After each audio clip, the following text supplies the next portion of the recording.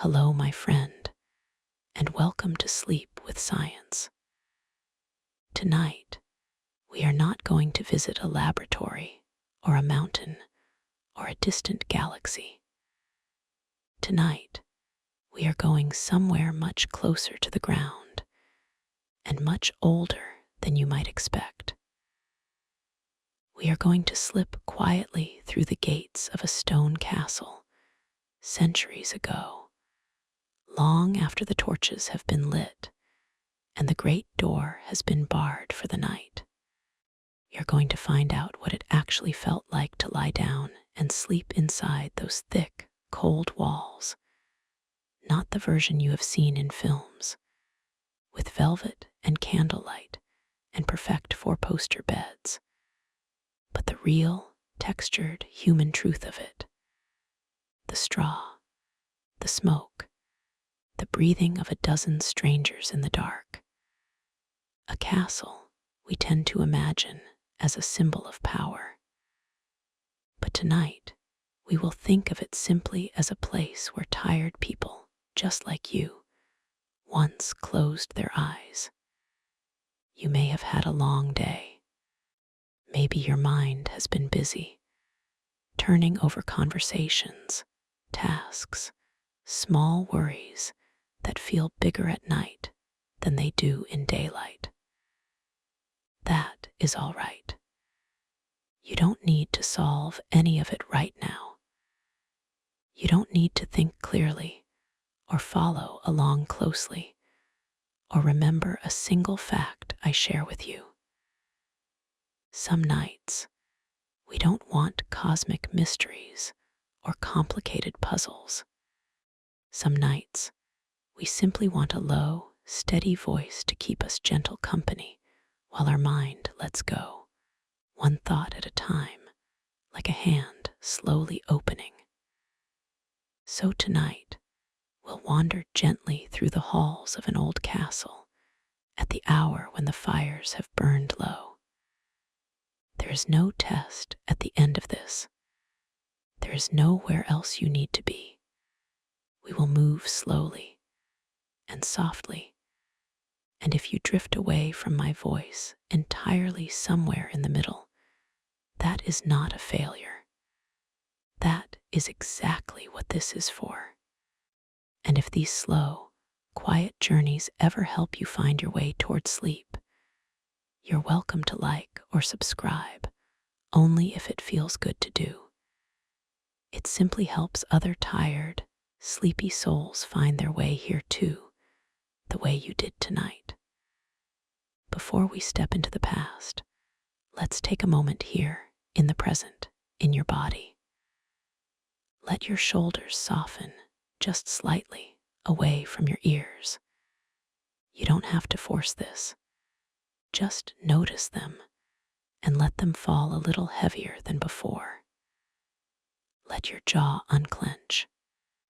Let your tongue rest low in your mouth, away from the roof, away from your teeth. So much tension hides quietly in the jaw without us noticing. Let your breathing slow down, not by trying hard, but simply by giving it permission. In through the nose if that's comfortable. Out slowly, like a candle flame bending in a soft draft. You don't need to remember anything I say tonight. You don't need to follow every word. Nothing here is a test, and nothing here is a task. If your mind wanders off into its own private rooms, that's all right. This voice will still be here, low and steady, like a fire someone is tending in another room of the house. So let your mind drift as we begin.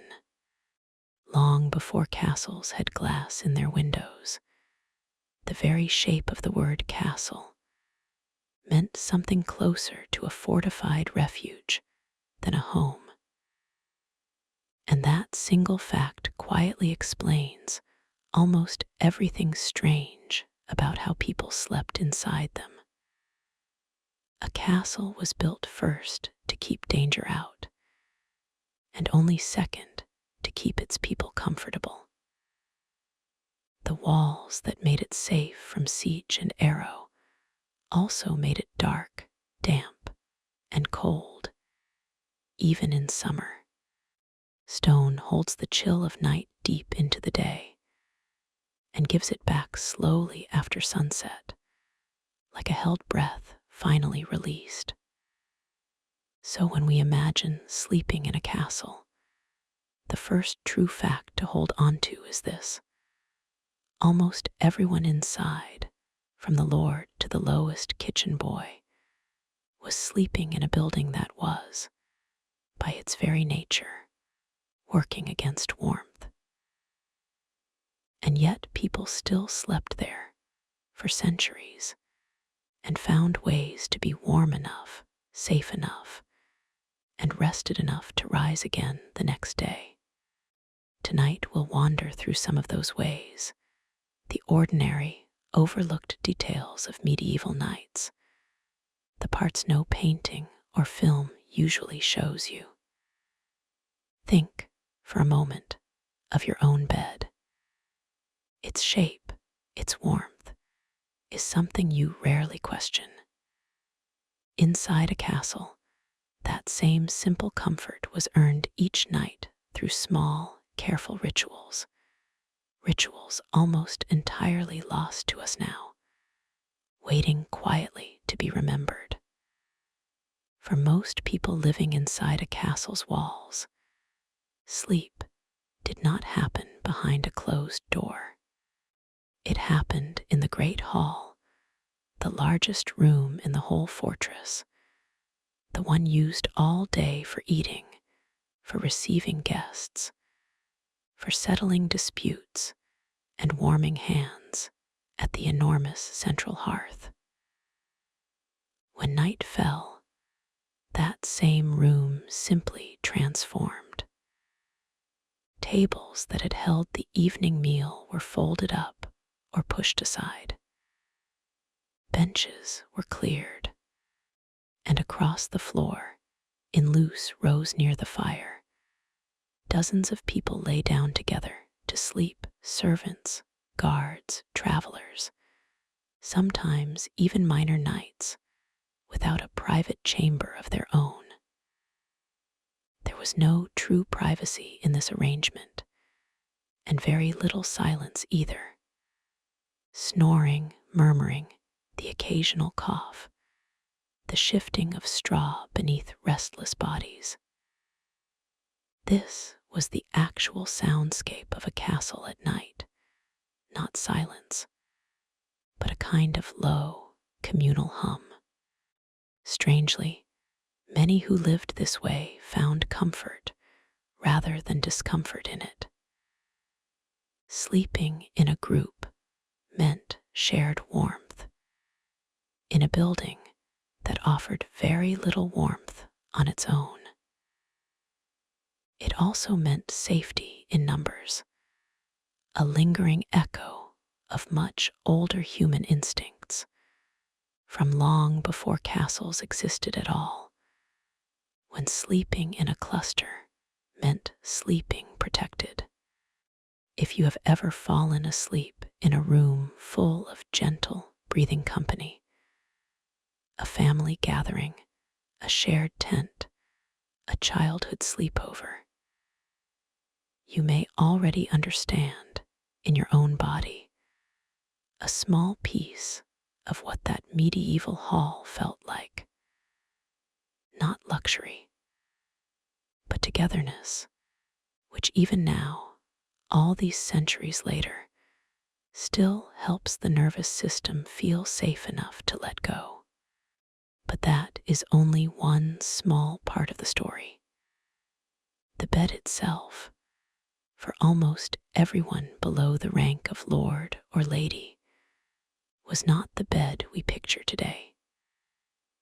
It was a straw pallet, a simple sack or woven mat stuffed with straw, sometimes with a thin layer of dried bracken or heather beneath it for a little extra softness.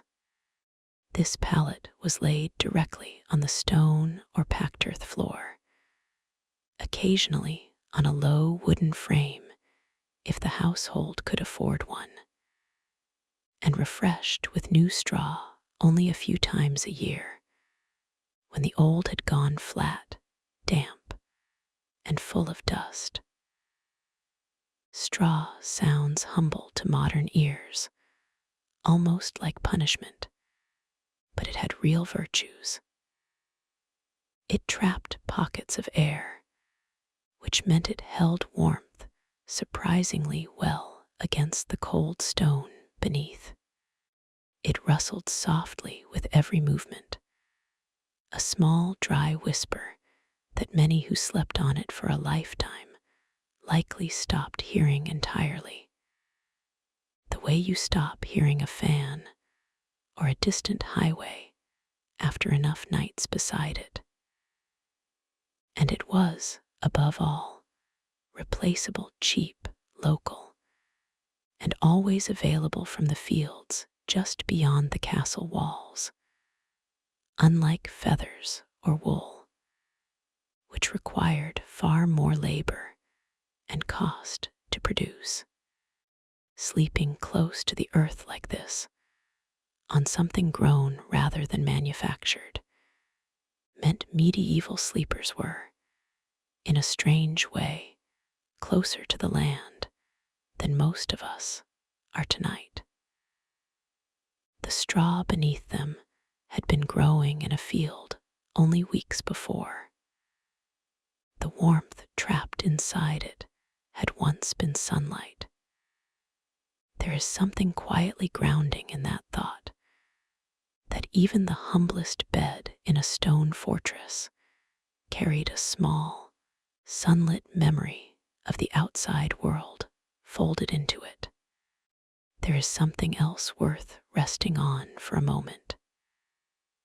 At the very top of the household, the lord and lady of the castle slept very differently, and their bed was not simply furniture.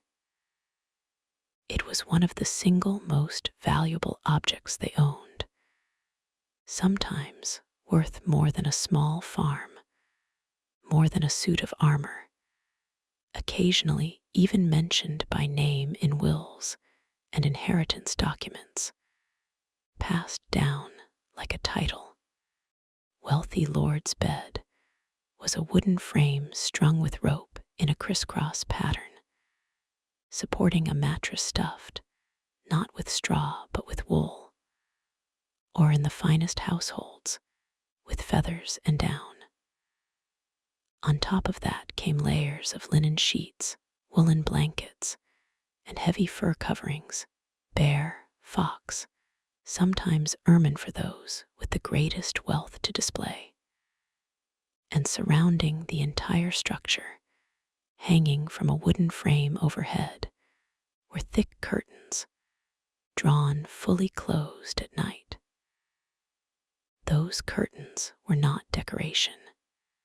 They were, in effect, a small room within a room, a private tent of warmth inside a cold stone chamber that no fire could ever fully heat.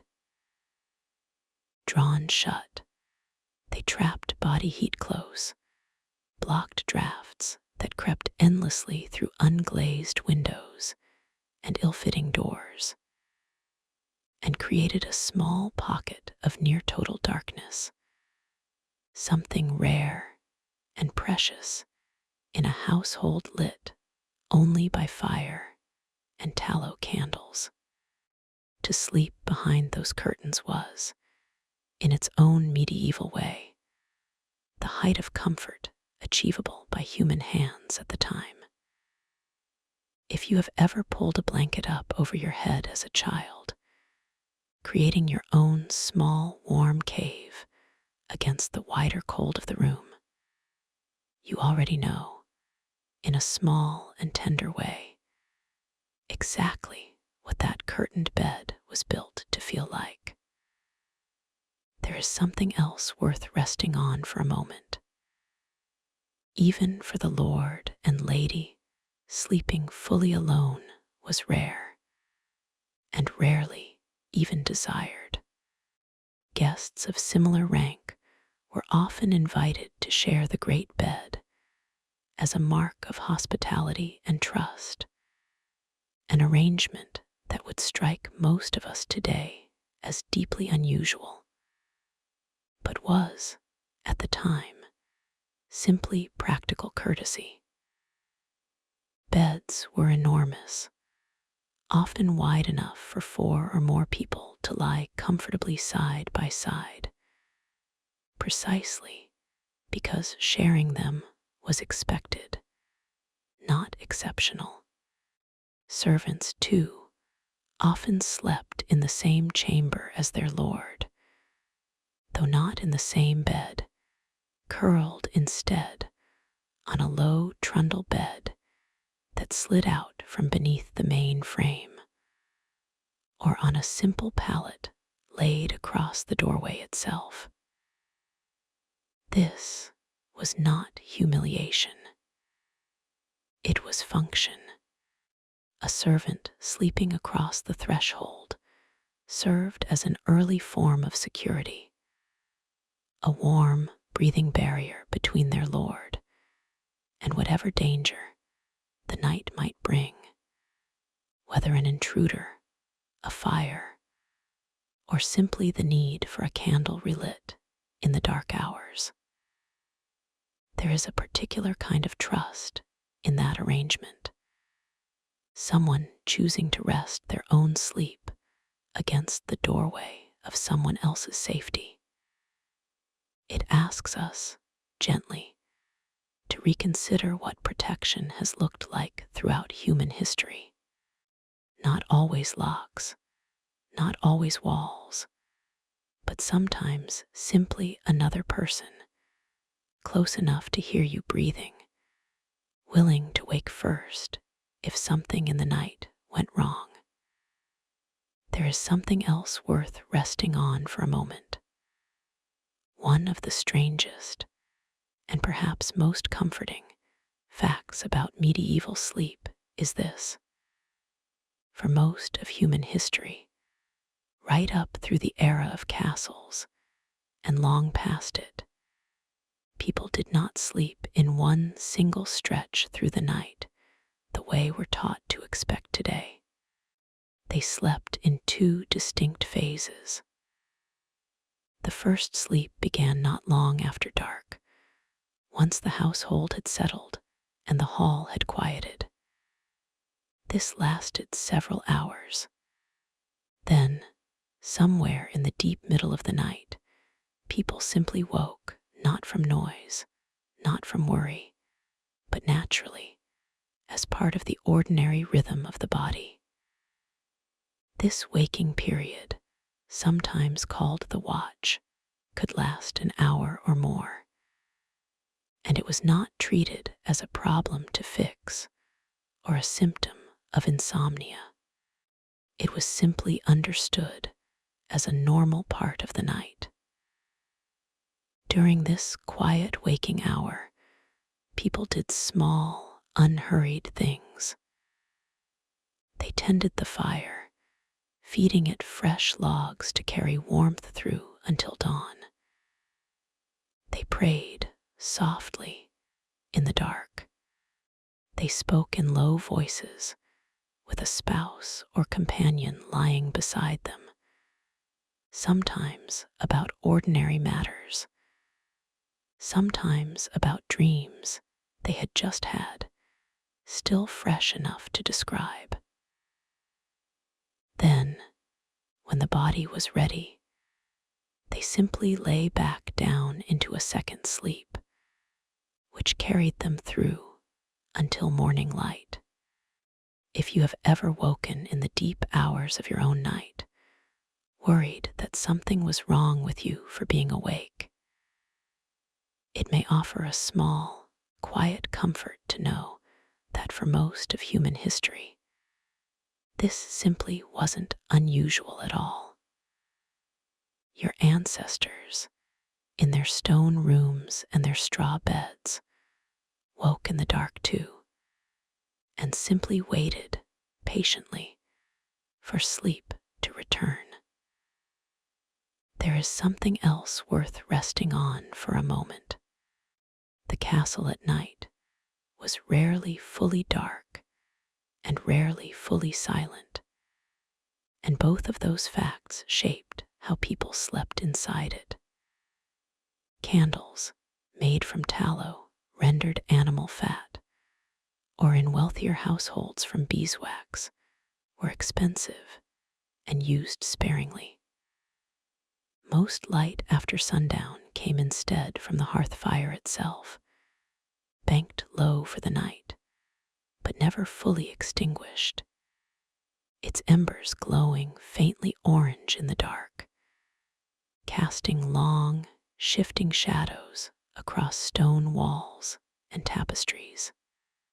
This meant that even in darkness, the castle held a low, warm, flickering half-light, not the true black of a modern room with curtains drawn, but something closer to firelight glimpsed through closed eyelids, gentle and moving.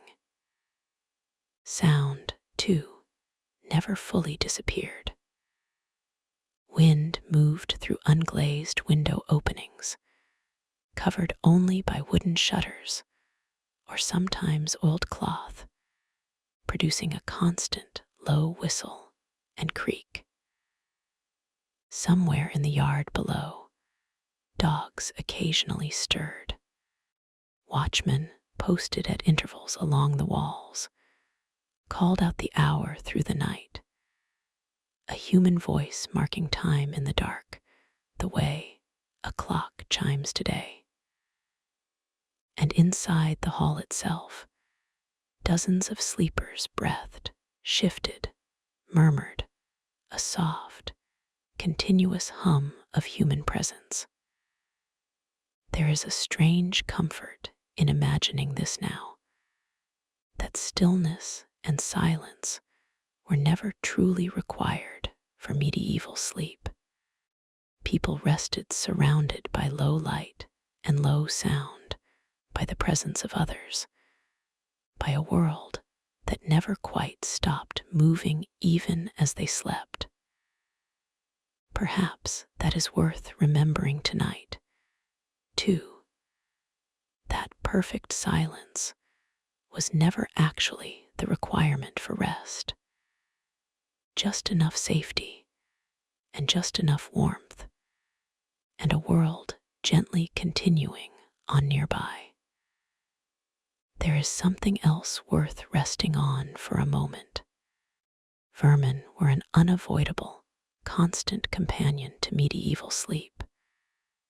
And this is one detail popular imagination usually leaves out entirely.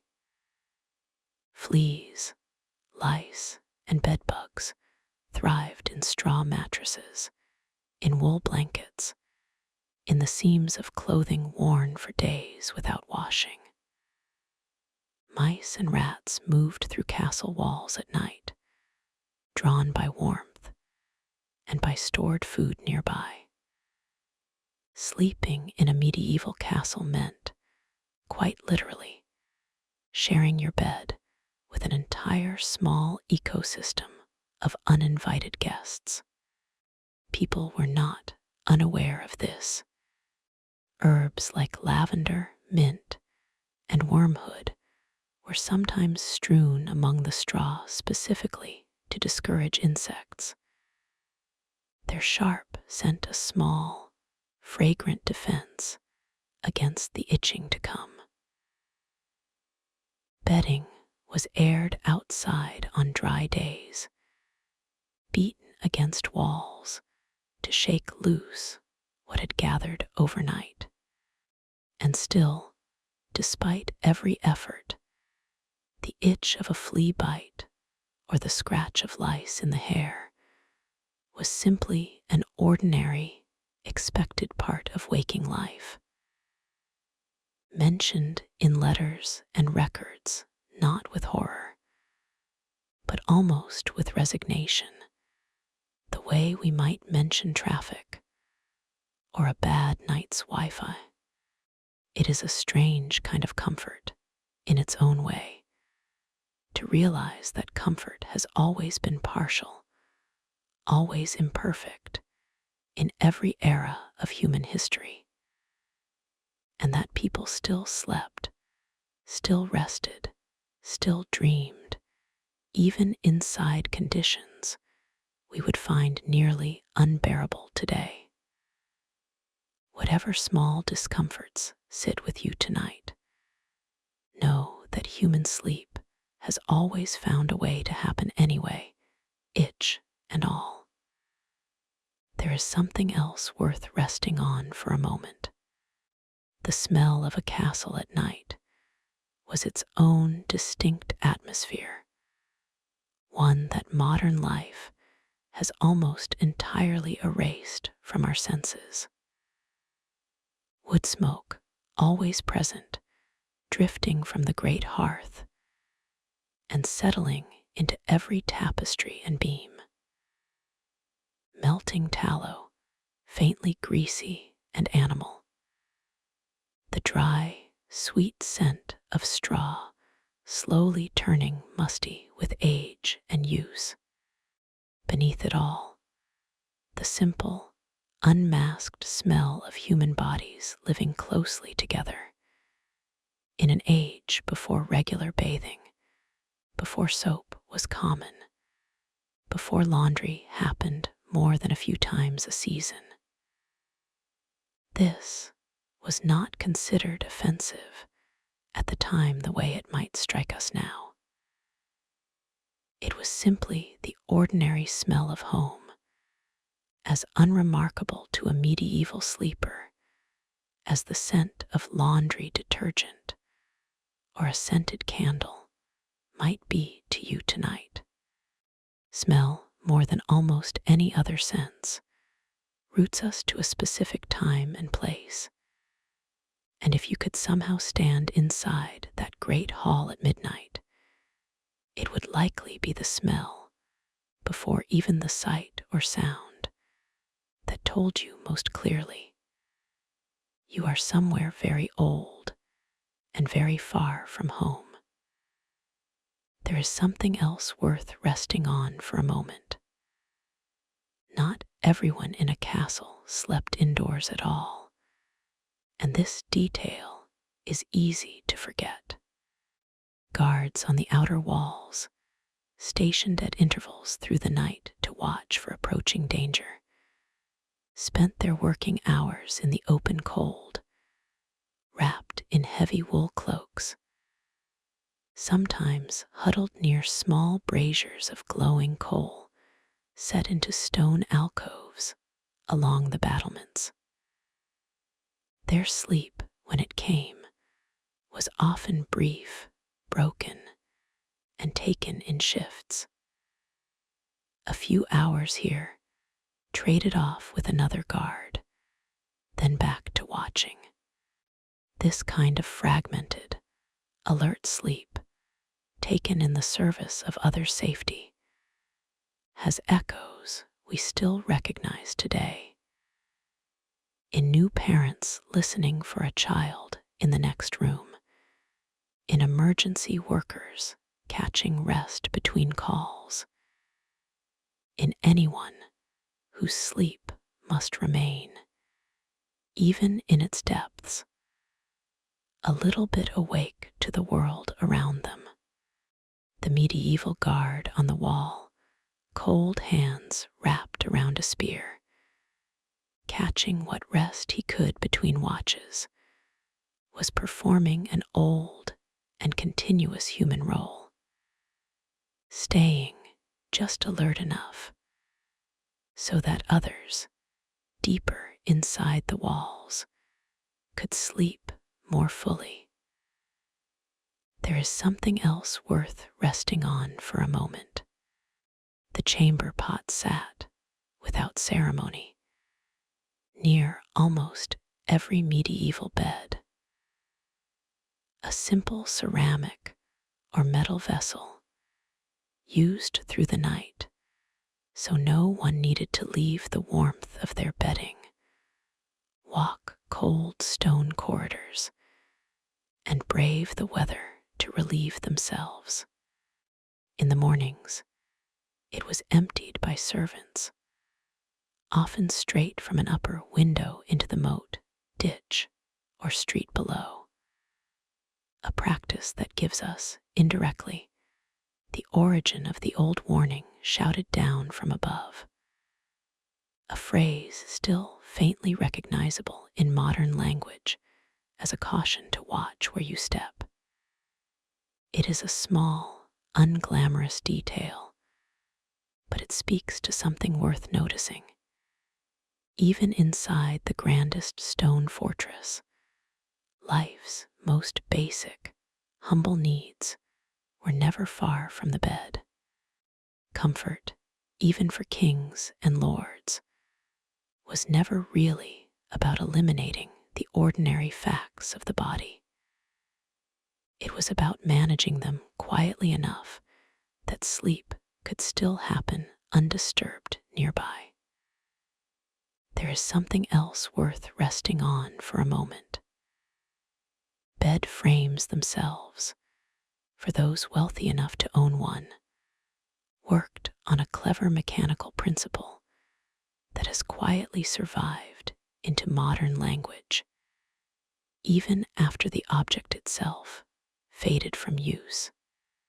Wooden frames were strung crosswise with ropes, pulled taut in a woven lattice, and the mattress rested directly on top of this rope lattice rather than on solid wood or springs. Over time, use and humidity would slacken these ropes, letting the mattress sag uncomfortably in the middle.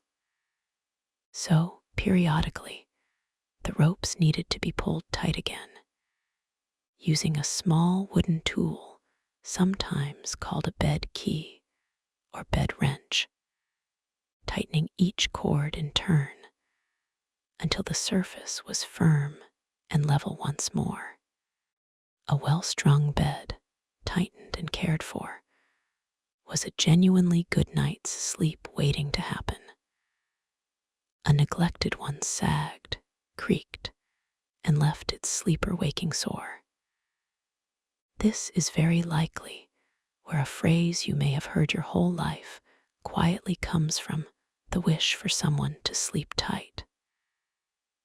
Not a reference to cold weather or a tight embrace, but to a rope bed frame, pulled taut and firm, ready to hold a tired body gently through the night. It is strange, and rather lovely, to realize that a phrase still spoken today at bedsides everywhere is a small, surviving echo of a castle's rope and wood. There is something else worth resting on for a moment. Beds, particularly for the wealthy, were also built noticeably high off the floor, sometimes requiring a small wooden step stool simply to climb in. This height was not for show, though it certainly did display status to visitors. It served two very practical purposes. First, warm air rises and cold air pools near the floor, especially on uninsulated stone. A raised bed kept its sleeper up and out of the coldest layer of air in the room, closer to whatever gentle warmth the space still held near its ceiling. Second, height offered some small protection from the vermin we already spoke of tonight, mice and insects that moved along floors and low walls, had a slightly harder path to climb into a bed raised well above them. There is something quietly universal in this instinct, the idea that lifting ourselves even slightly above the cold, the crawling, the unwanted, might offer just a little more peace in the night.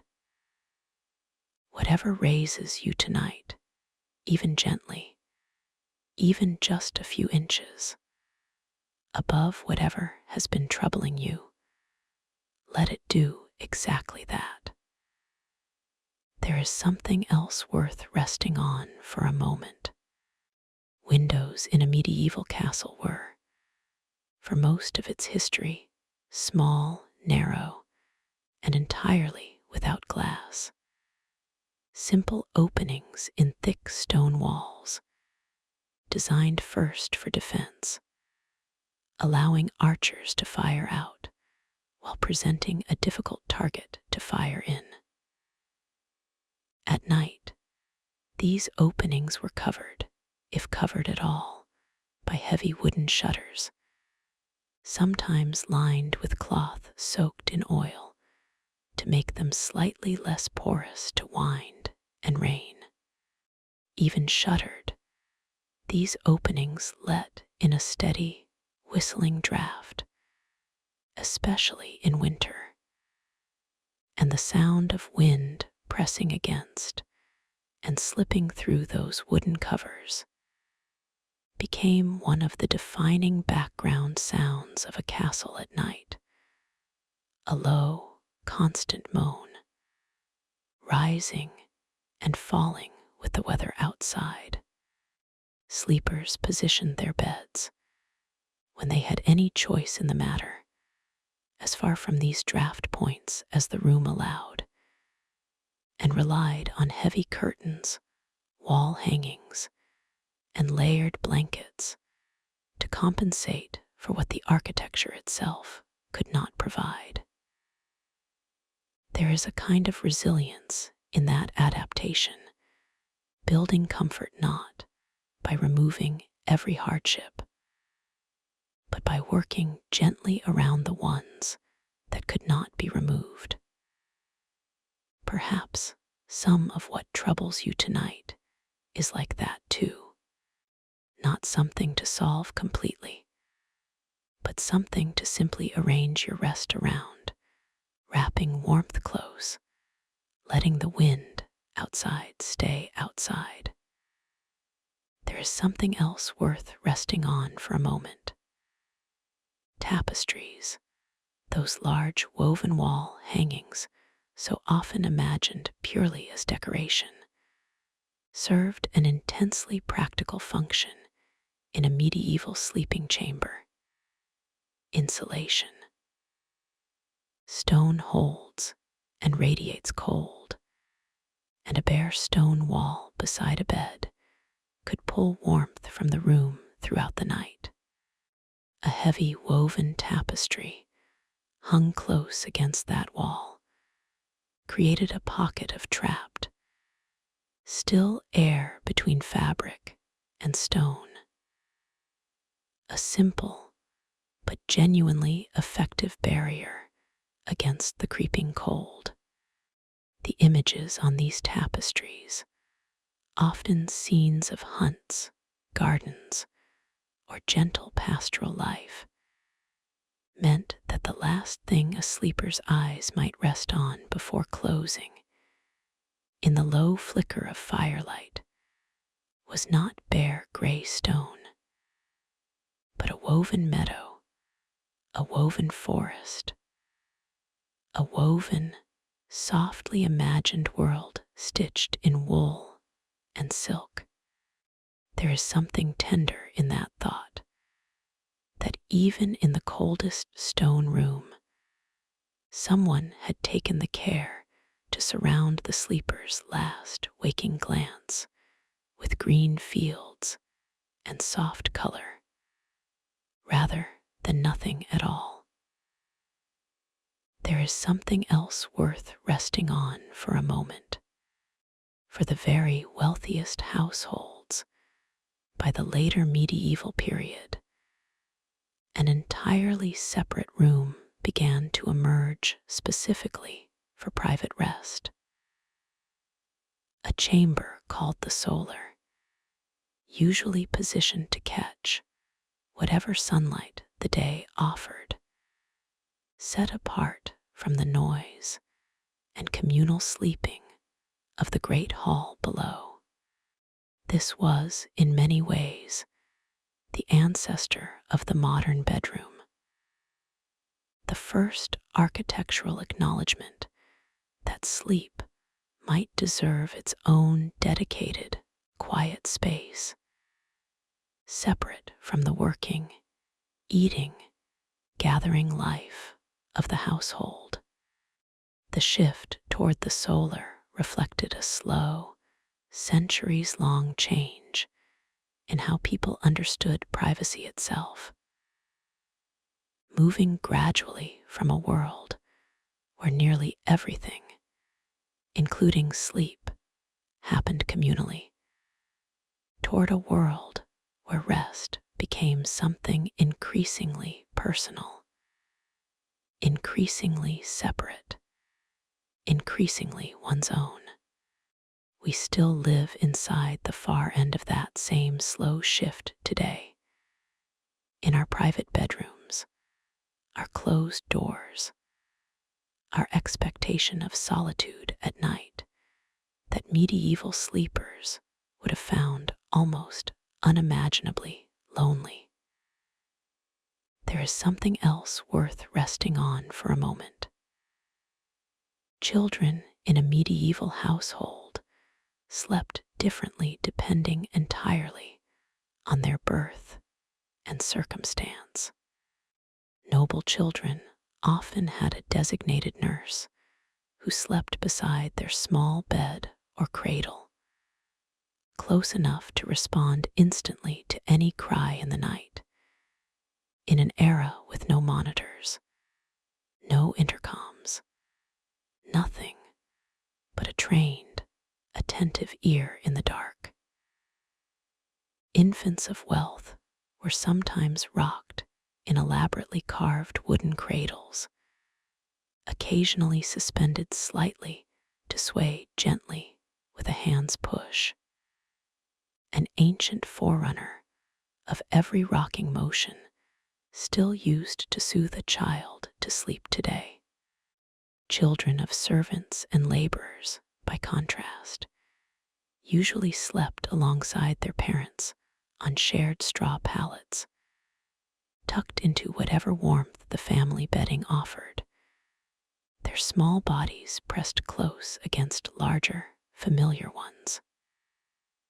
In both cases, wealthy and poor alike, one truth held steady across every level of medieval society. A child's sleep was never meant to happen entirely alone. There was always, by design, someone close enough to hear them. There is something else worth resting on for a moment. Illness moved differently through a medieval household at night than it does through ours, largely because of two simple, connected facts: the extreme cold of stone architecture and the close, shared sleeping arrangements we've already spoken of tonight. Winter nights, in particular, carried real danger, especially for the very young, the very old, and the unwell, whose bodies struggled to generate enough of their own warmth against a room that offered so little. Households responded with the resources they had. Extra furs piled onto vulnerable sleepers, small braziers of coal moved closer to a sickbed, sometimes a servant assigned simply to tend the fire through the night for one particular room. Warmth, in this world, was not a passive background comfort the way central heating is for us tonight. It was an active, ongoing labor, tended and fed, and watched over through the dark hours, precisely because its absence could be genuinely dangerous. It is worth pausing gently here, not with worry, but with a small and grateful awareness that the warmth surrounding you right now, wherever you are tonight, arrived without nearly so much labor, so much watching, so much careful tending by other hands through the night. That ease is its own quiet gift. There is something else worth resting on for a moment. Despite the danger that might lurk outside a castle's walls, raiders, rival lords, the general unpredictability of medieval life, sleeping inside those same walls carried a distinct, deeply felt sense of safety, precisely because of what the walls themselves represented. Thick stone, a heavy barred gate, a moat where the terrain allowed for one, guards posted through every hour of darkness. All of it existed to make the interior of the castle, whatever its discomforts, feel fundamentally secure. This is worth noticing because it tells us something true about human rest that has nothing to do with softness or luxury. Sleep does not require comfort nearly so much as it requires safety. A castle sleeper on a straw pallet, itching faintly from fleas, cold at the edges despite a wool blanket, could still sleep deeply and well, simply because the walls around them were thick, and the gate was barred, and someone trustworthy stood watch. Safety, more than any mattress, has always been the true foundation beneath a good night's rest. There is something else worth resting on for a moment. The Lord and Lady's marriage bed carried meaning far beyond simple rest. It was, in noble households, almost a small stage for the rituals of medieval life. A new bride might be formally put to bed by attendants on her wedding night, blessed by a priest, the curtains drawn closed around the couple by others before the room was finally, mercifully, left quiet. It is a strange image to hold now, this deeply private moment made briefly, ceremonially public. But it reflects how thoroughly medieval life understood even sleep, even the bed itself, as something woven into the fabric of family, alliance, and household continuity. Once the ceremony passed, though, and the curtains stayed closed on ordinary nights, the bed returned to something more universally recognizable. Two tired people, side by side, sharing warmth against a cold room, the outside world finally, briefly, held at bay by heavy fabric and closed eyes. There is something else worth resting on for a moment. Hospitality customs in medieval households sometimes extended to a practice that might sound unusual to modern ears. The sharing of a bed, fully clothed, between two people who were not romantically involved, purely for warmth and practicality, particularly when a traveler arrived after dark with nowhere else to rest. In an era before separate guest rooms were common outside the wealthiest households, offering half of one's own bed to a cold, weary traveler was simply an act of kindness. understood without embarrassment by either party. There was, in some regions and later centuries, even a more formalized version of this practice among courting couples, involving a bundling board placed between two sleepers to maintain propriety, while still allowing shared body warmth on genuinely freezing nights. Though this custom belongs slightly later than the height of castle life, its roots reach back into these same old, practical understandings of warmth as something to be shared, not hoarded. Whatever era, the same simple wisdom holds. Warmth divided between two people is warmth doubled for both. Perhaps, wherever you are tonight, that same old wisdom is quietly true for you as well. There is something else worth resting on for a moment. Rushlights offer a smaller, humbler counterpart to the tallow candle, used widely by those who could not afford even the modest cost of proper candles. Made by dipping the dried, peeled pith of a rush plant into melted fat, then allowing it to harden. A rushlight burned with a small, dim, flickering flame for perhaps 20 or 30 minutes before needing to be replaced, cheap, quick, and only barely bright enough to see by. Held in a simple metal clip called a rushlight holder, often angled to allow the burning end to tilt downward as it consumed itself. This small flame was, for countless ordinary households, the only source of light available once the sun went down, and before sleep finally came.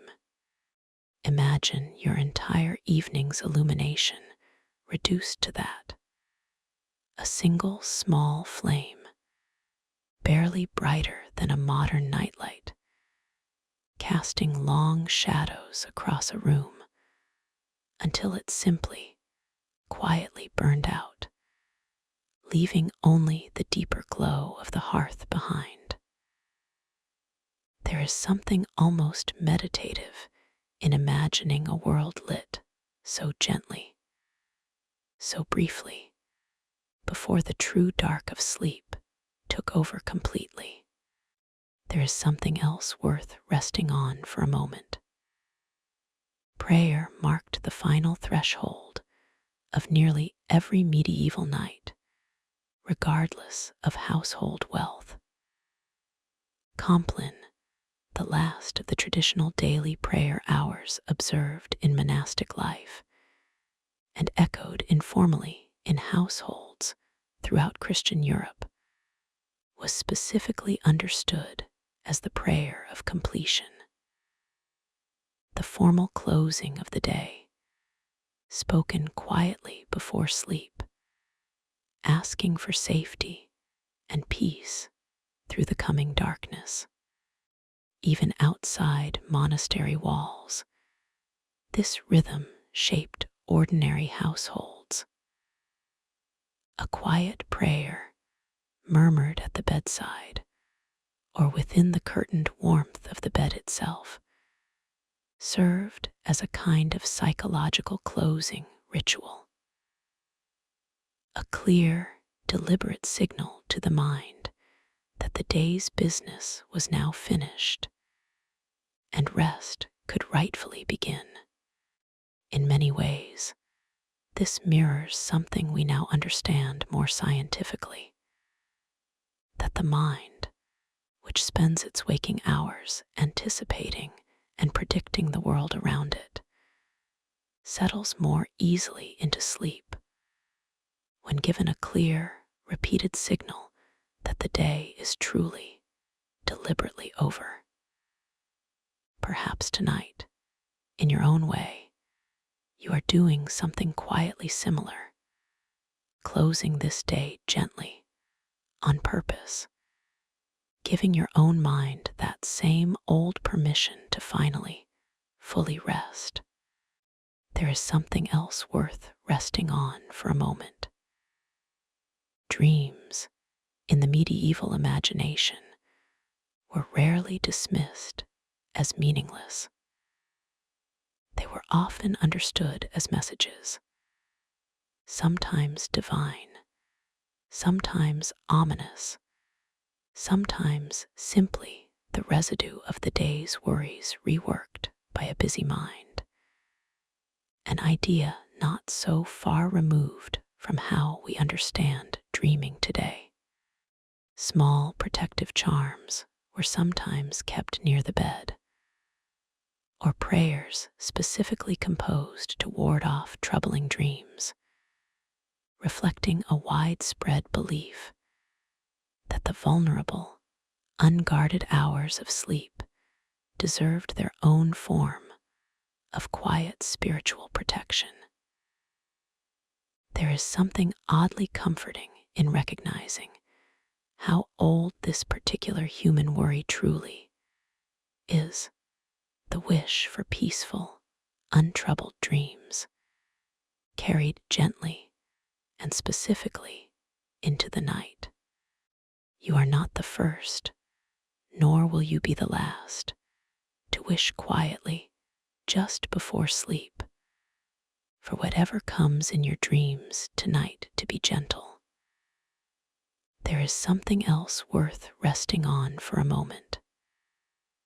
The great hearth, the true heart of any castle's warmth, required constant, careful tending through the night to last until morning. A servant, sometimes called simply the firekeeper, held responsibility for banking the fire correctly before sleep, arranging embers and ash in a particular way to slow their burning without extinguishing them entirely, so that a spark might still remain, ready to be coaxed back to full flame at first light, without needing to strike an entirely new fire from nothing. This banking of embers, passed down as a specific, practiced skill, meant that the last waking task of many households each night, and the very first task each morning, revolved around this same small, glowing core of fire, never fully out, never fully blazing, simply held quietly through the dark hours. There is something worth noticing in that image tonight. Something small, warm, and steady, deliberately protected through the night, ready to grow bright again by morning. Whatever needs protecting in you tonight, let it simply be banked gently, held quietly, safe, until morning finds you again. There is something else worth resting on for a moment.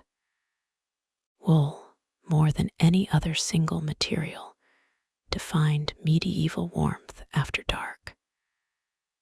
Spun, woven, and layered in blankets, cloaks, and undergarments, wool held heat effectively, even when damp, unlike linen, which cooled quickly against the skin.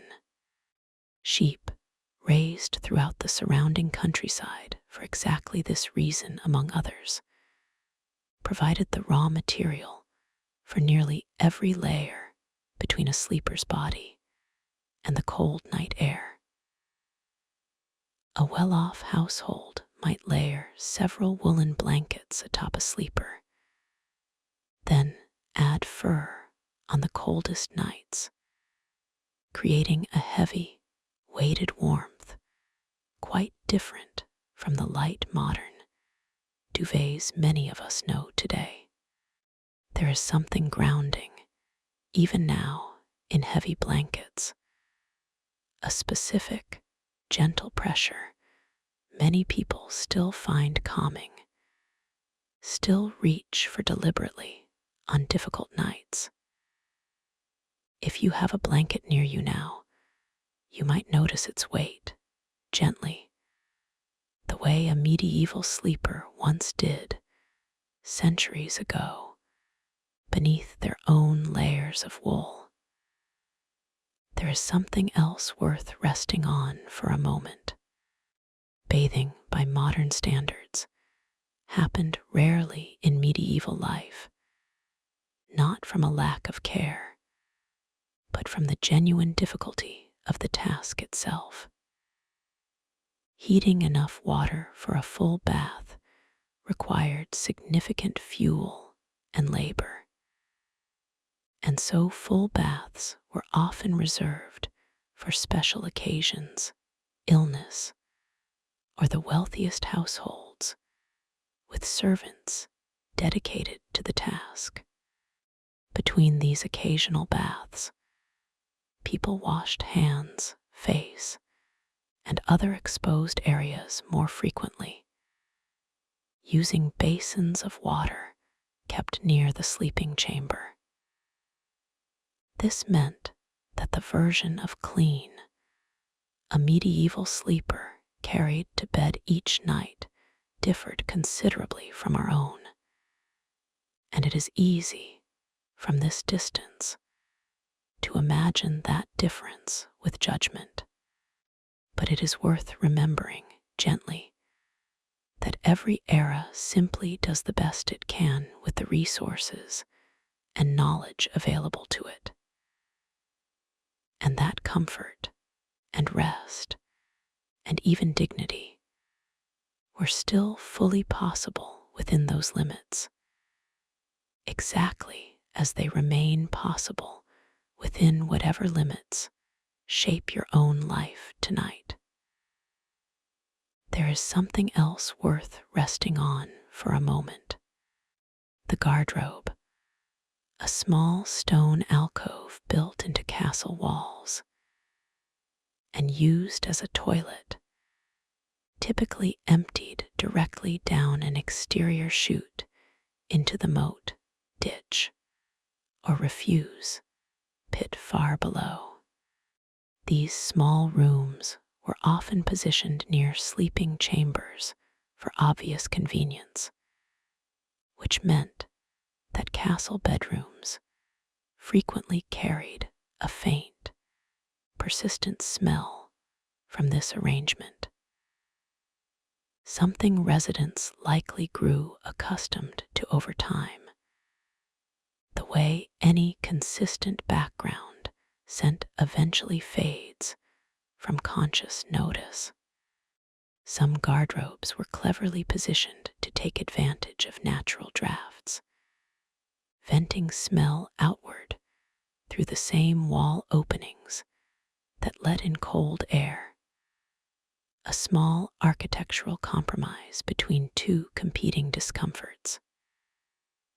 It is a humble, unglamorous detail to end on, perhaps, but it reminds us that even the grandest stone fortress was still, at its core, simply a place where ordinary human bodies lived their full, unpolished lives and slept, regardless, each night.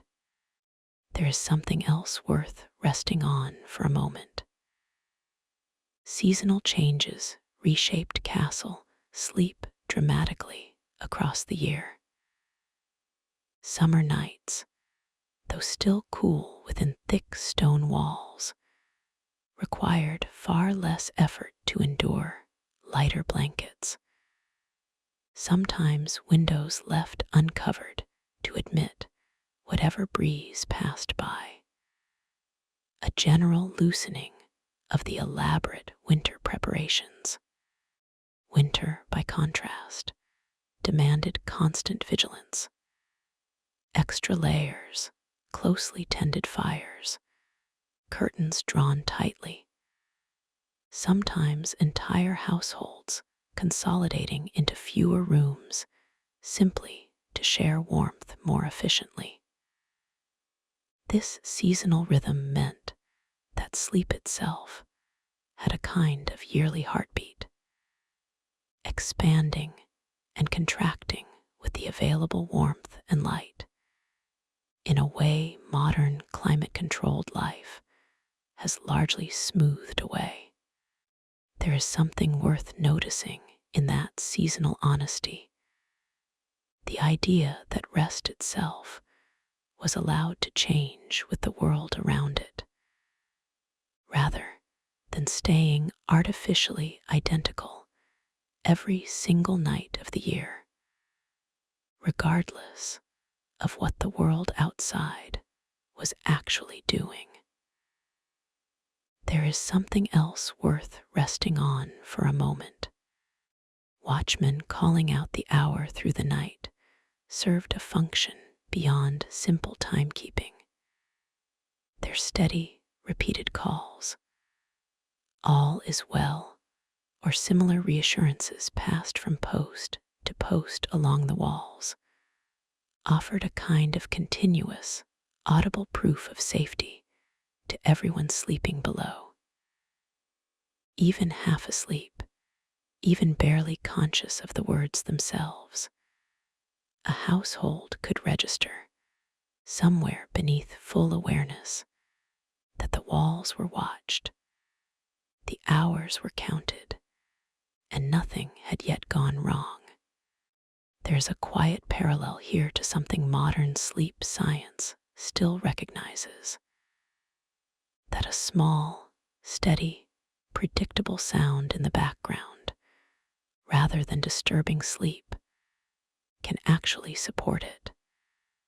By offering the sleeping mind continuous, gentle proof that the environment remains safe and unchanged. Perhaps my voice, tonight, moving slowly and steadily through this old castle story, is doing something quietly similar for you. There is something else worth resting on for a moment.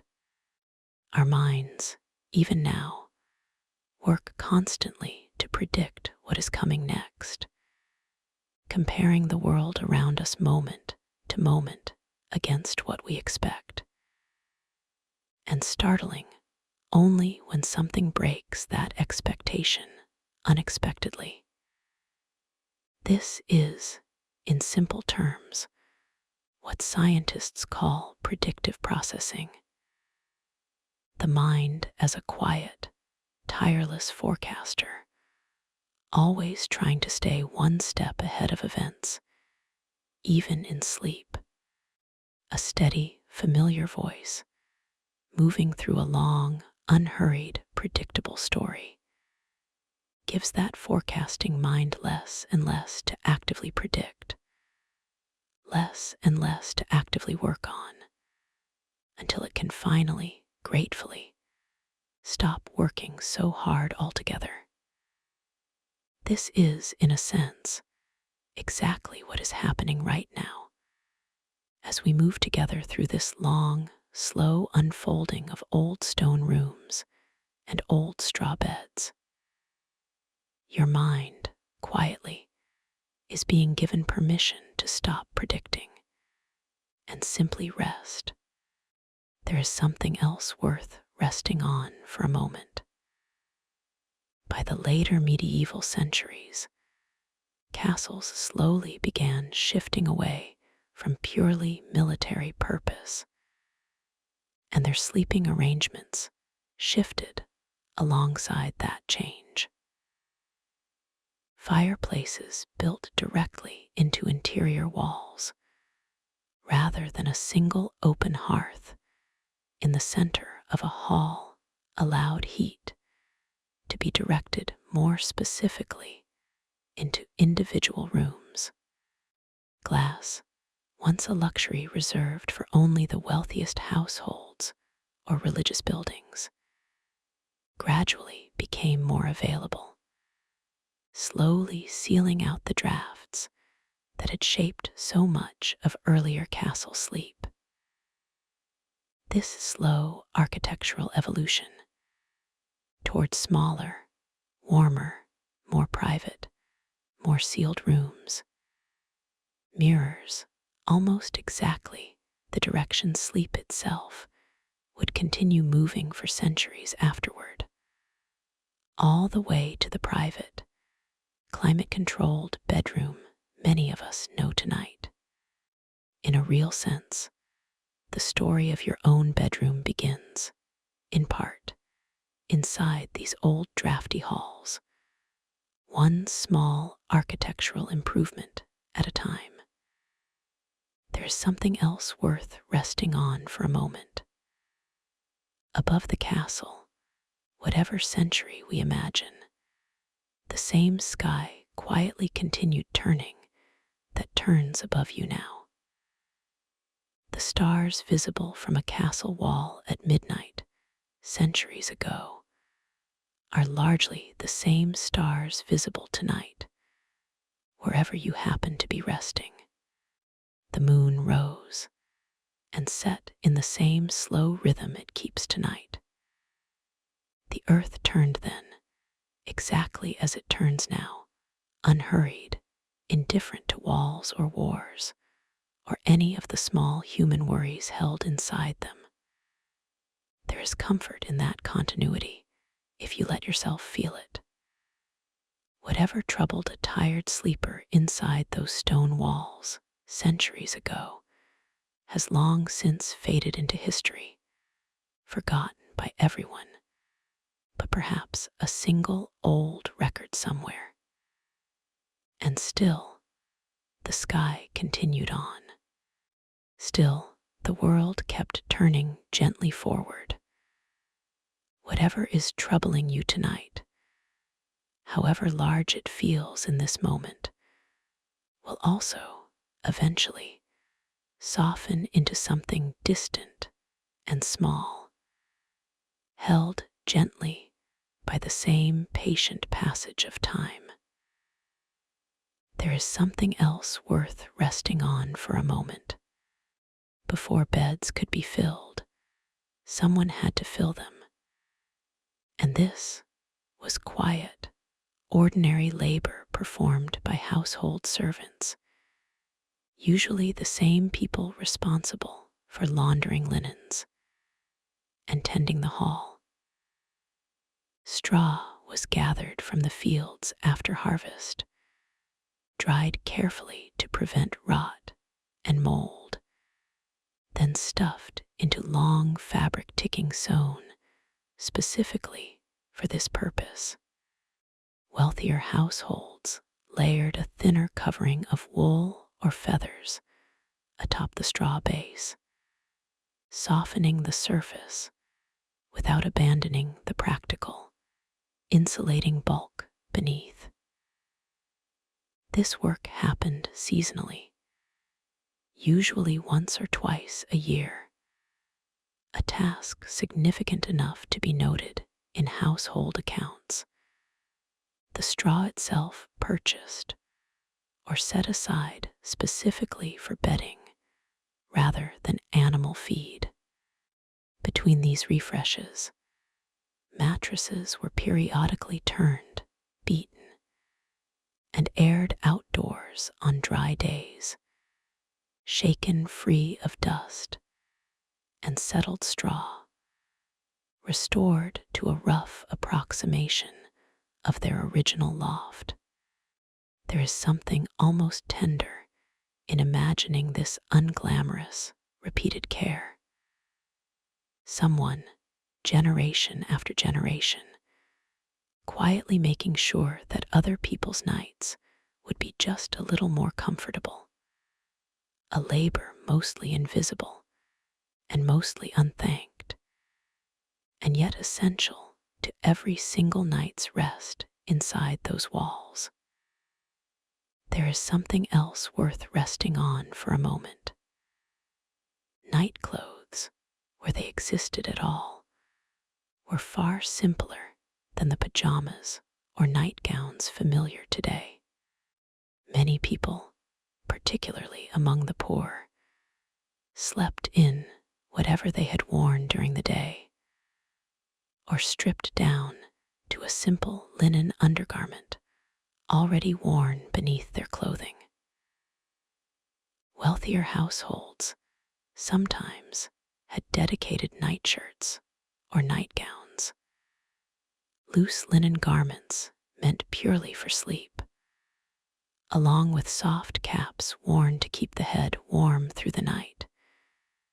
Since so much body heat escapes through an uncovered scalp in a cold room, these nightcaps, simple and unremarkable as they sound, made a genuine difference in comfort on a freezing winter night in a stone chamber with no central heating.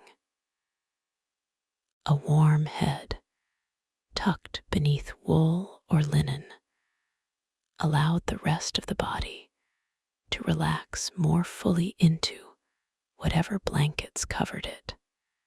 It is a small, practical detail, but a telling one. Comfort in this world was assembled piece by piece, layer by layer, out of whatever small advantages could be gathered, rather than delivered instantly by a single modern convenience. There is something else worth resting on for a moment.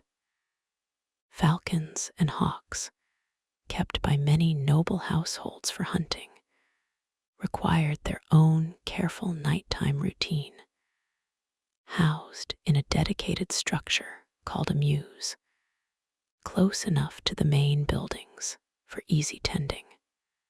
Each bird was hooded at night, a small leather covering placed gently over its eyes, calming it into stillness and a kind of enforced rest, mimicking darkness regardless of the actual hour. The falconer, often sleeping nearby or checking on the birds through the night, understood something simple and universal about rest that applies well beyond falconry. That darkness itself, even artificial darkness, signals safety and stillness to a nervous, watchful creature, whether bird or human.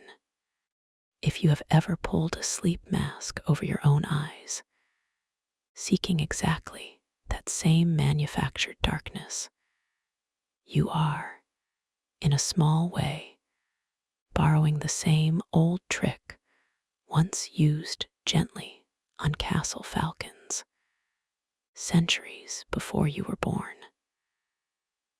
There is something else worth resting on for a moment.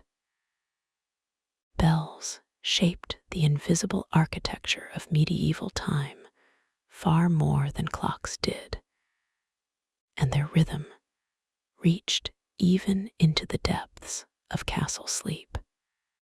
Nearby churches or the castle's own chapel rang bells to mark the canonical hours, matins before dawn, vespers at evening, compline at the day's true close, and these tones carried across stone and courtyard, audible even to those already deep in their first sleep. Rather than disturbing rest, this rhythm often became woven into it, a familiar, expected sound rather than an intrusion. The way a distant train whistle or a clock's chime can become oddly soothing once it's fully familiar.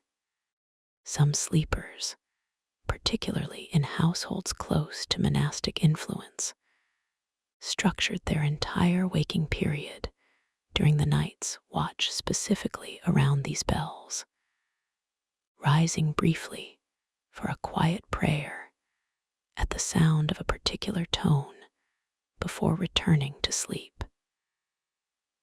Time, in this world, was heard as much as it was seen, marked by sound drifting gently through the dark rather than glanced at on a lit screen. There is something else worth resting on for a moment. Herbal remedies for restless sleep were widely known and widely used throughout medieval households, drawing on a long tradition of plant knowledge passed down through generations, often maintained specifically by women skilled in household medicine. Chamomile, valerian root, and hops were steeped into warm drinks before bed, valued for their calming, sleep-encouraging properties, the same properties modern herbal science still recognizes and studies today.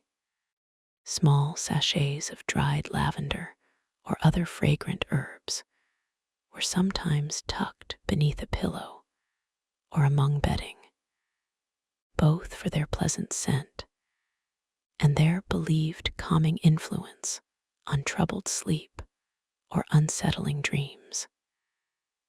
There is a lovely continuity in this, that the specific plants people reached for centuries ago to help an anxious mind finally rest are largely the very same plants many people still reach for tonight, steeped in a warm cup or tucked quietly nearby a pillow. There is something else worth resting on for a moment. The seneschal or steward of a great castle held responsibility for the smooth running of the entire household. And this included, each night, a final round of checks before the household properly settled, doors barred, fires banked correctly, watchmen posted and accounted for, any lingering business of the day fully closed out.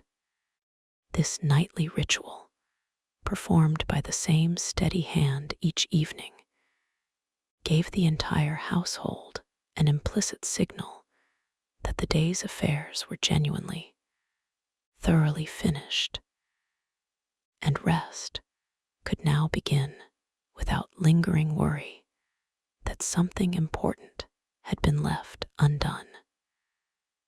There is a quiet wisdom in that structure, one many of us might recognize from our own lives even now. How much easier sleep becomes once we know clearly and certainly that everything requiring attention has actually been attended to.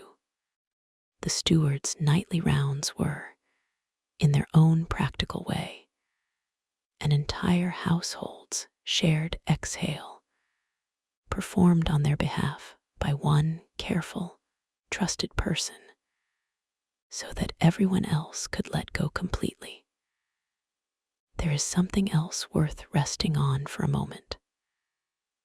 Livestock occasionally shared the castle's outer courtyard overnight, particularly during unsettled times or harsh winters, when bringing animals inside the walls protected them from theft, predators, or exposure.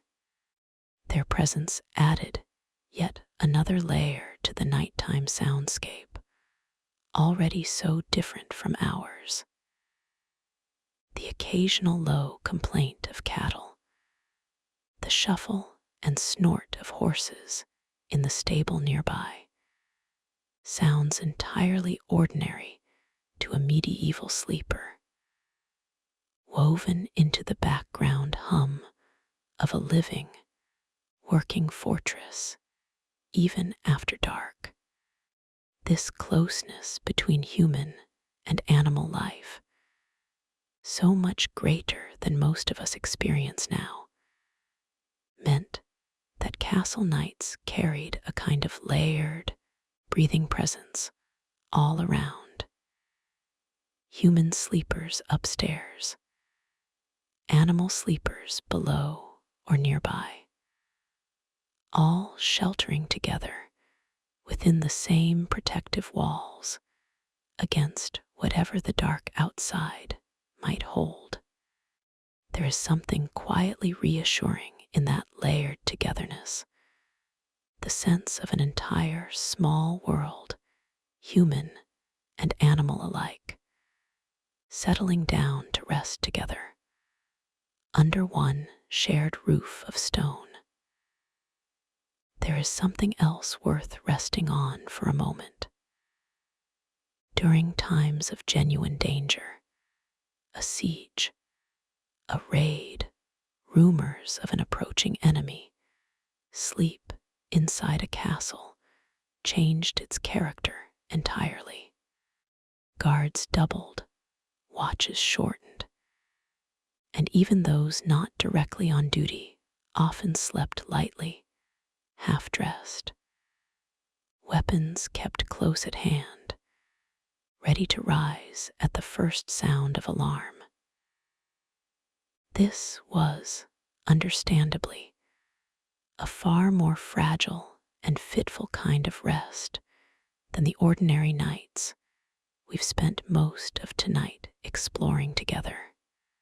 And yet, remarkably, even under these tense conditions, people still slept, still found some measure of rest, because the body and mind, given no other choice, will always seek whatever rest they can manage, even in imperfect, uncertain circumstances.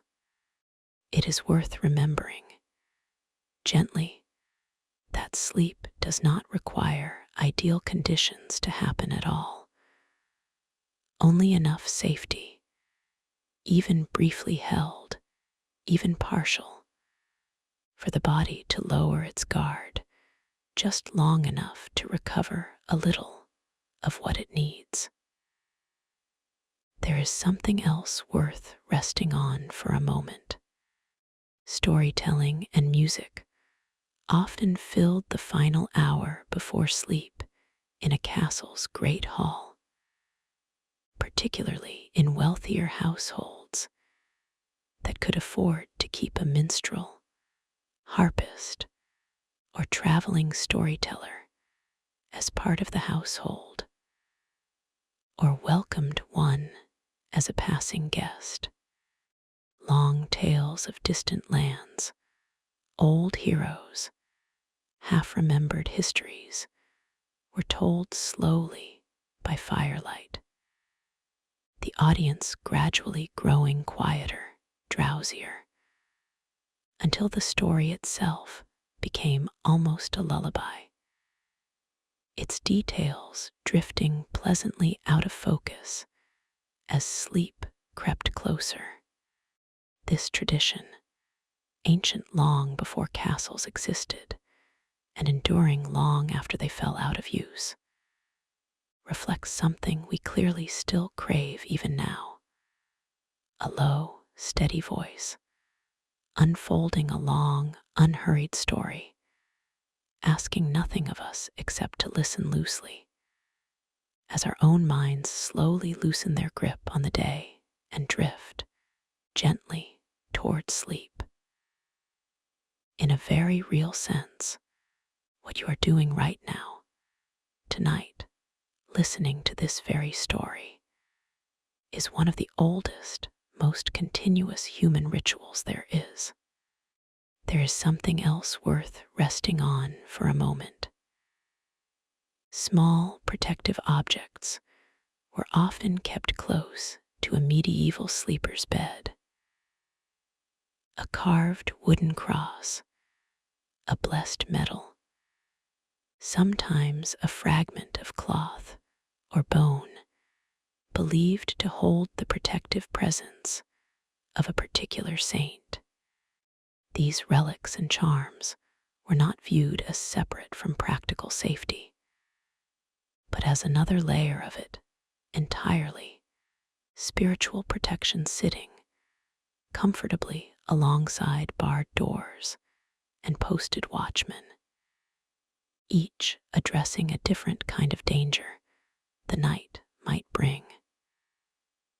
There is something universally human in this instinct, the desire to surround ourselves, quite literally, with small physical reminders of safety and protection before we allow ourselves to become as vulnerable as sleep requires.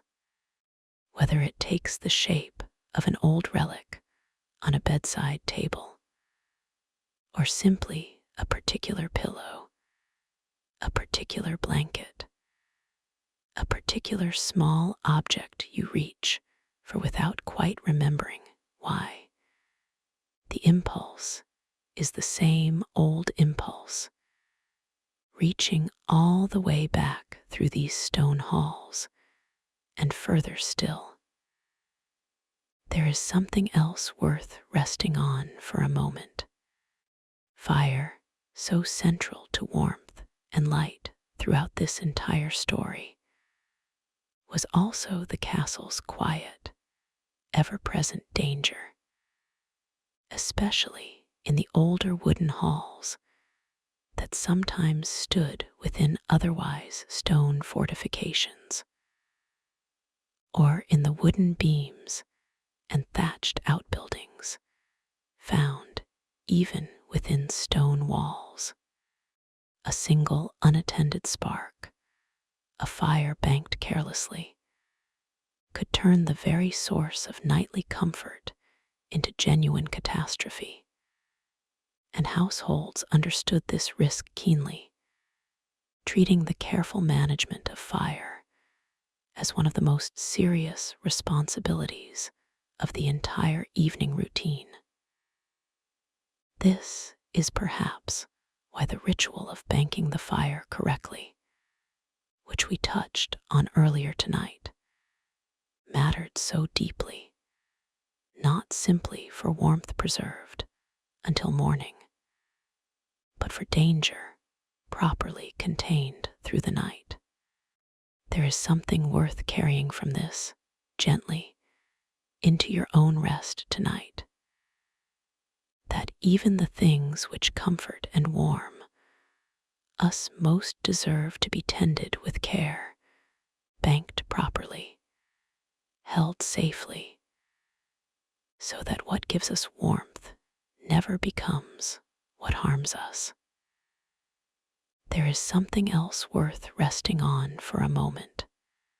Kitchen staff kept an entirely different rhythm from the rest of the sleeping household, often rising hours before dawn to begin the slow work of baking bread. Since dough required time to rise and ovens took considerable effort to heat properly before the household's first meal. This meant that even in the deepest, darkest hours of the night, somewhere within the castle walls, at least one small fire was always being coaxed back to life. At least one pair of hands was always quietly working, long before anyone else stirred. There is something moving in this image, an entire household resting peacefully upstairs, unaware and untroubled, made possible in part by someone else's quiet labor in the dark hours just before dawn.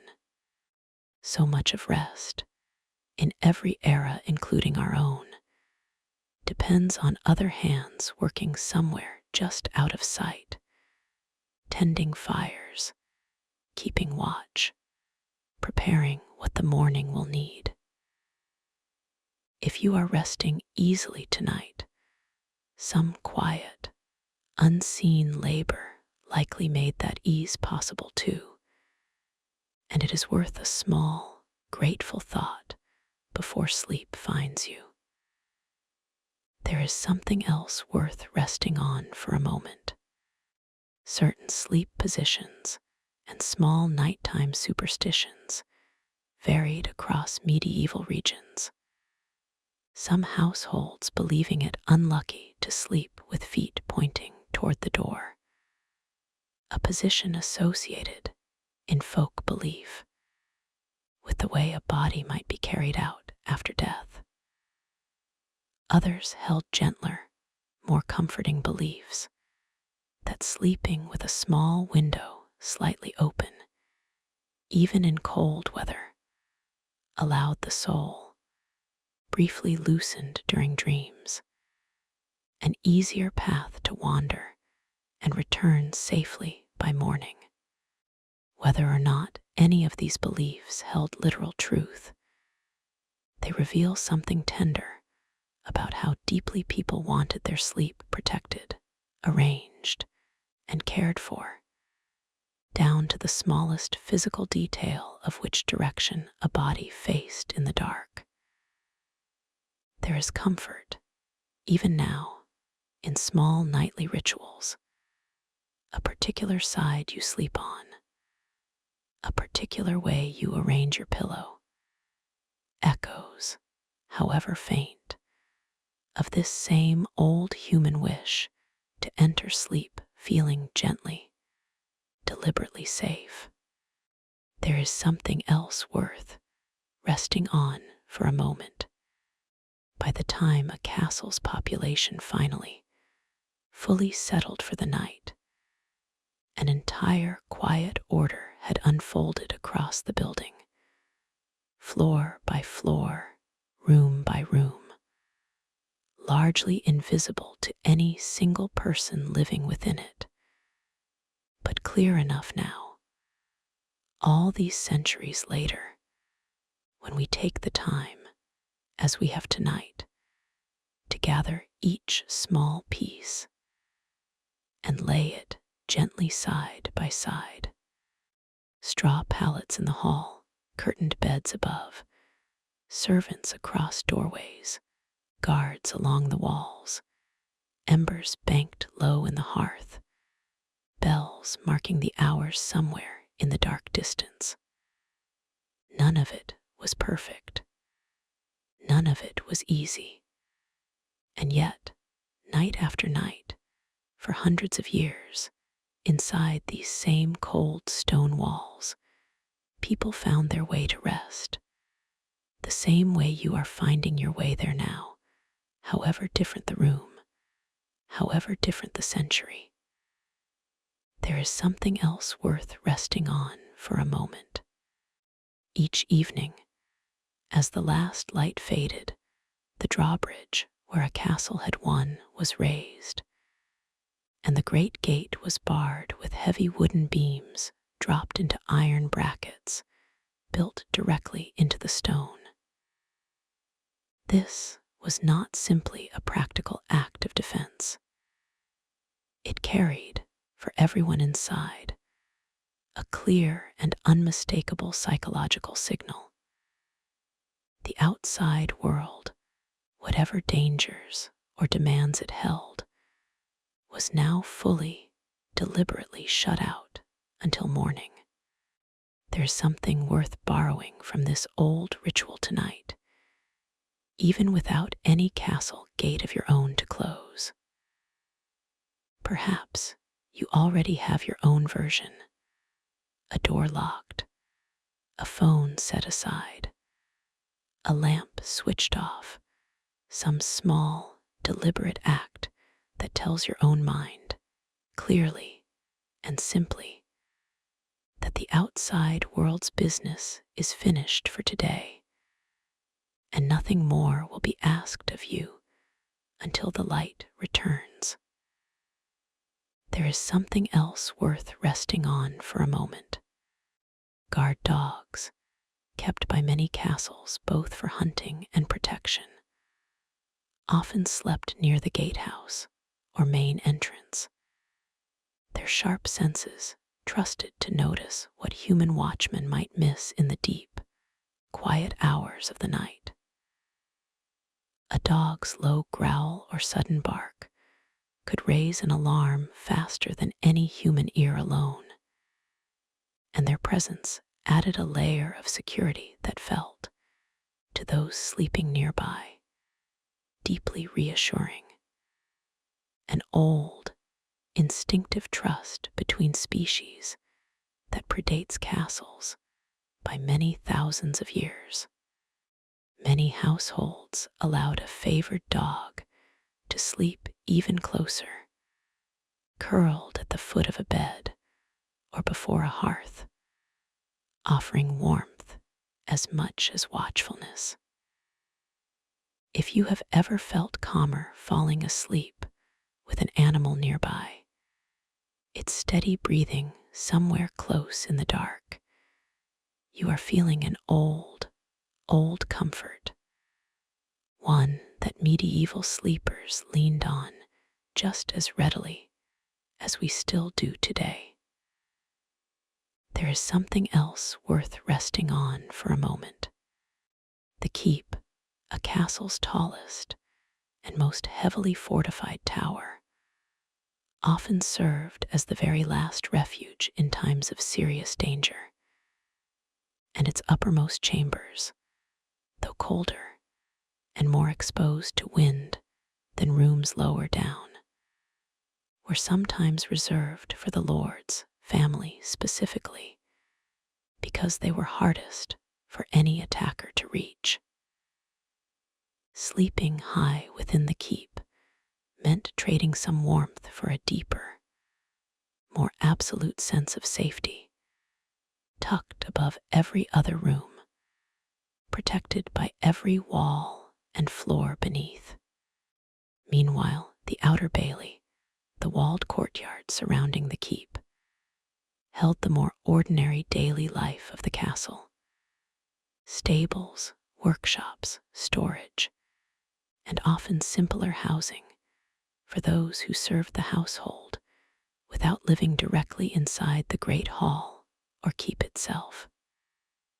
Sleep across this entire layered structure was never one single experience, but many different experiences at once, shaped by height, by distance from the center, by how many walls stood between a sleeper and the world outside. There's something else worth resting on for a moment. Correspondence, written by hand on parchment or vellum, often occupied a lord's final waking hour, read or dictated by the private glow of a single candle before the household fully settled. Letters concerning distant estates, alliances, or family matters were reviewed in this quiet window between the day's business and true rest. The small circle of candlelight, the only illumination in an otherwise darkened chamber. There is a particular, timeless quality to this image. Someone bent over important words in a small pool of light, the rest of the room fallen into shadow, mind still lightly working, even as the body prepares for sleep. Many of us know this feeling still, that reluctant last look at something important before finally, deliberately, setting it aside. The medieval lord, folding his letter and setting down his candle, was performing the very same small act of closing the day that so many of us still perform now, in our own quiet ways, before sleep. There is something else worth resting on for a moment. Illness in the night carried a particular weight within a medieval household, since physicians, where available at all, were rarely close by, and serious care often depended entirely on household knowledge, herbal remedies, and simple, attentive nursing performed by family members or trusted servants. A sick member of the household was often moved to a warmer, more sheltered space, closer to the hearth, wrapped more heavily than usual, watched over through the night by whoever could be spared from sleep themselves. This kind of devoted, wakeful care, offered freely through the coldest, darkest hours for the sake of someone else's comfort and survival, represents one of the oldest and gentlest human instincts. There is the willingness to give up our own rest when needed, so someone we love might have a better chance at theirs. If anyone has ever watched over you through a difficult night, or if you have ever done the same for someone else, you already understand this old castle instinct completely in your own bones. There is something else worth resting on for a moment. Scullery workers and the lowest ranked kitchen staff often slept nearest the kitchen hearth itself. Among the pots, the drying herbs, the faint lingering smell of the evening's meal, claiming whatever warmth the great cooking fire still offered long after the meal itself had ended. Theirs was, in many ways, the least private sleep of the entire household, performed amid the tools and clutter of their daily labor, with no separate chamber, no curtained bed, sometimes barely more than a folded cloak between their body and the floor. And yet, even here, in the humblest corner of the castle, warmth mattered more than privacy, and the great kitchen hearth, banked low for the night, offered exactly the kind of steady, radiant heat that made even the plainest floor a survivable place to rest. There is something worth honoring in this, that comfort, throughout so much of human history, has never required much space or privacy at all, only enough warmth and enough safety to let a tired body finally stop working. There is something else worth resting on for a moment. Travelers and the poor, arriving at a castle gate after dark, with nowhere else to turn, were sometimes offered a place to sleep by the almoner, a household official specifically responsible for charity, often housed in a modest space near the gatehouse, set aside for exactly this purpose. A simple meal, a corner of floor, perhaps a thin blanket, modest by any measure, but genuinely life-saving on a cold night to someone who might otherwise have slept entirely exposed to the weather.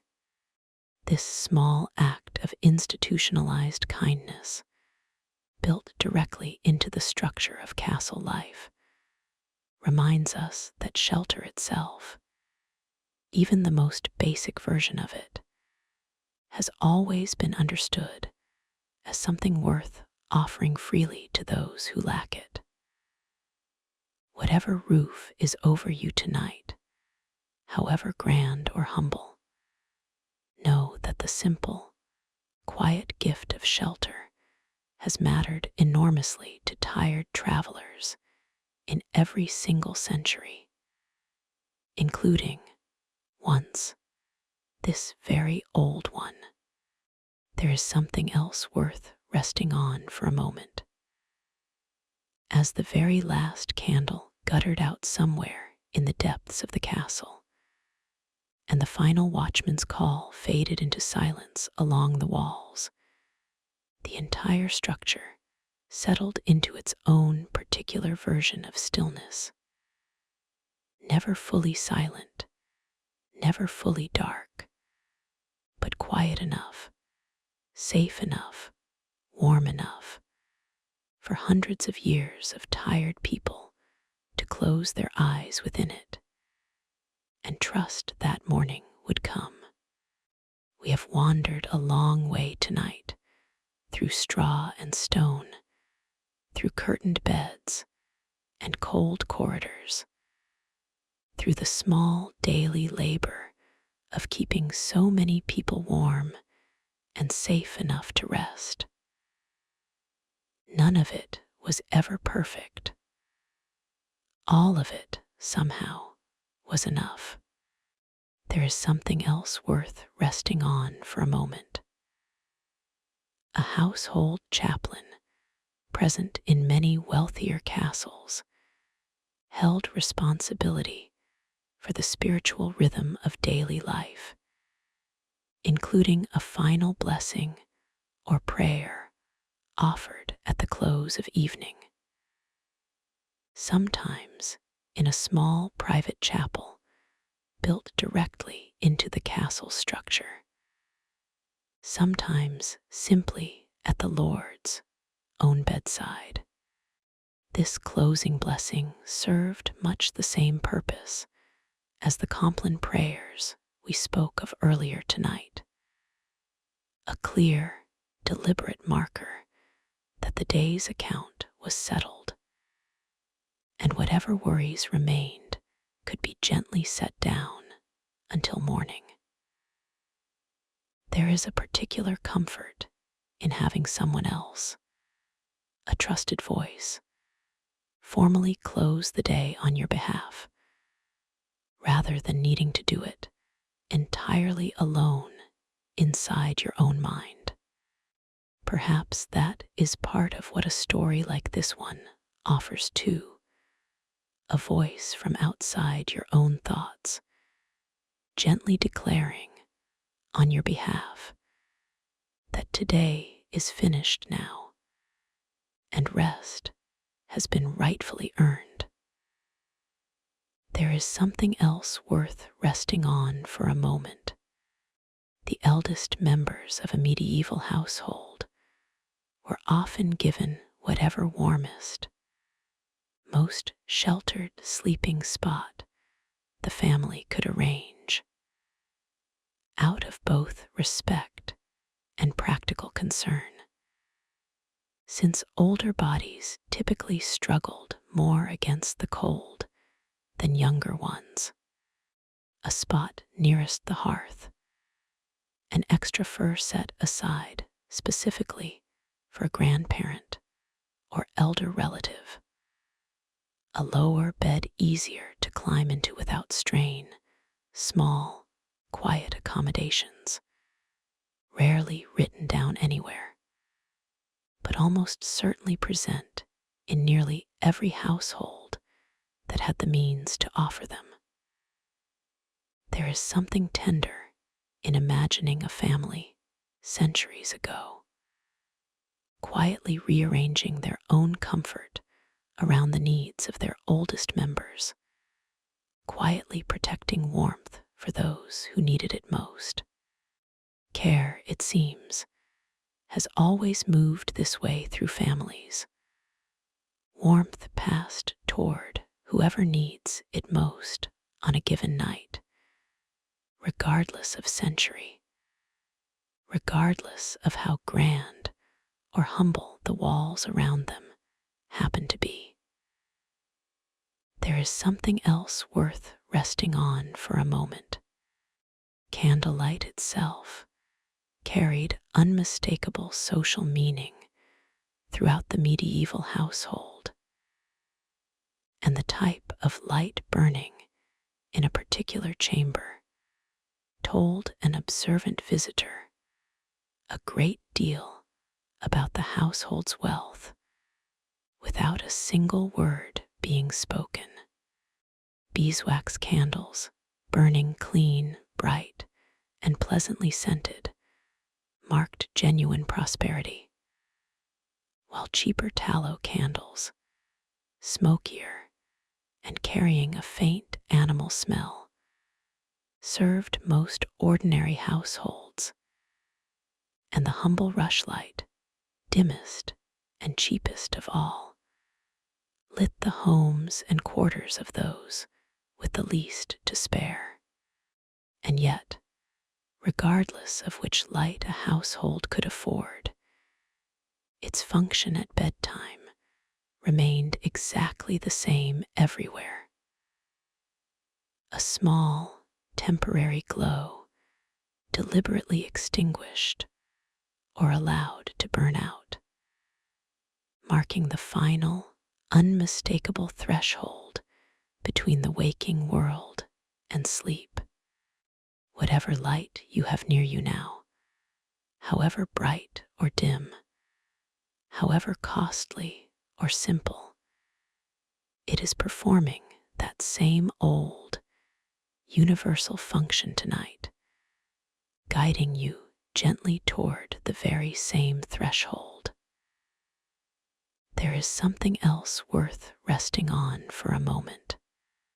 Old folk beliefs about the moon's influence over sleep and dreaming were widespread throughout medieval Europe, with a full moon sometimes blamed for restless nights, vivid dreams, or even sleepwalking.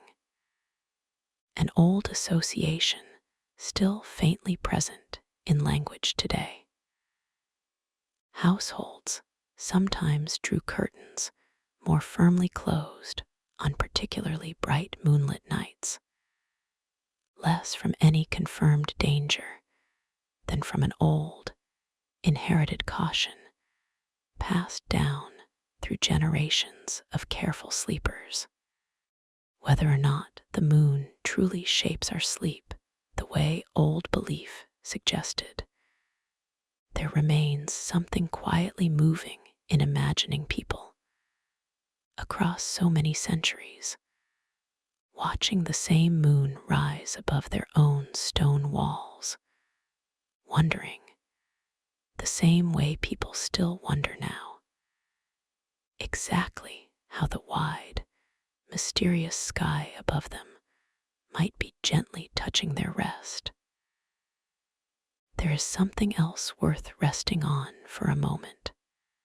By the smallest, quietest hours before dawn, when even the watchman's calls grew softer and further apart, the entire castle settled into its deepest stillness of the whole night, the fire reduced to a faint orange glow, the wind outside softened, the last restless sleeper finally drifting into their second, deeper sleep. This was, in many ways, the most peaceful hour the old stone walls ever held. A brief window of near total quiet, held gently between one day's worries and the next day's beginning. We have spent a long time together tonight, wandering slowly through all these small human details: straw and wool and firelight and old, careful hands tending embers through the dark. None of it was ever really about castles at all, not truly. It was always simply about people, tired at the end of a long day, doing everything they could with whatever they had to feel warm and safe and ready for rest. Exactly the way you are doing quietly right now. There is something else worth resting on for a moment. Pillows, in their earliest medieval forms, were far simpler than the soft, shaped cushions many of us rest our heads on tonight. Often just a small bolster stuffed with straw, wool, or, in wealthier homes, feathers, laid beneath the head and shoulders to ease the strain of lying against a hard mattress. For a long stretch of the medieval period, a single long bolster served an entire bed, shared by everyone lying across it. Rather than the individual pillows we now consider standard for each sleeper. Feather pillows, when available, were prized precisely because feathers trap warm air in countless tiny pockets, offering a softness straw simply could not match, molding gently to the shape of a tired head rather than staying stiff and unyielding beneath it. A household fortunate enough to own feather pillows sometimes counted them among their listed possessions, valuable enough to mention specifically, passed down like small treasures from one generation to the next. There is something worth noticing in how much thought, how much careful accumulation of small comforts went into something we barely consider today, simply where and on what to rest our heads. There is something else worth resting on for a moment. The very concept of mourning inside a castle arrived without any of the mechanical certainty we rely on now. No alarm, no glowing clock face, only the slow, natural brightening of whatever light crept through shuttered windows, and the ordinary sounds of a household beginning to stir. Roosters, kept in many castle courtyards, offered one of the more reliable natural signals, their calls marking first light with an insistence that needed no explanation to anyone who had grown up hearing it. Servants rose first, always, tending fires back to full flame, preparing the earliest tasks of the day before the rest of the household stirred.